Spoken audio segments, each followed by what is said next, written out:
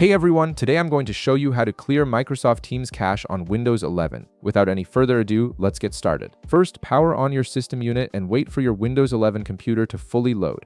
It's important to let everything boot up completely before proceeding with any system changes, so give it a moment to reach the desktop and ensure all startup processes have finished running. Once your PC is ready and you're at your desktop, navigate to the Windows Start menu located in your taskbar at the bottom of your screen and click on it. When the Start menu opens, you'll see a search bar at the top. Type in Run and press Enter.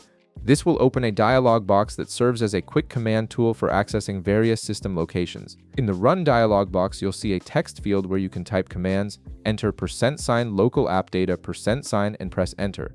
This command is a shortcut that takes you directly to the local application data folder on your computer, which is where Microsoft Teams stores its cache files. Using this shortcut saves you from manually navigating through multiple folders.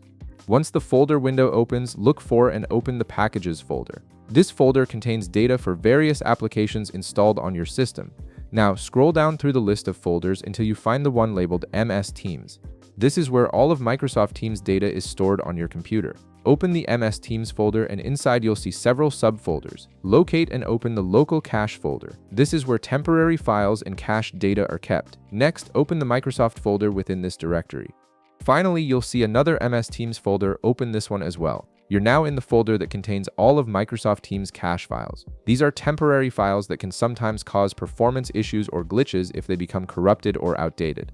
To clear them, you'll need to delete everything in this folder. The easiest way to do this is to press Ctrl+A on your keyboard to select all the files at once. Once everything is highlighted, simply press the Delete key on your keyboard, and that's it.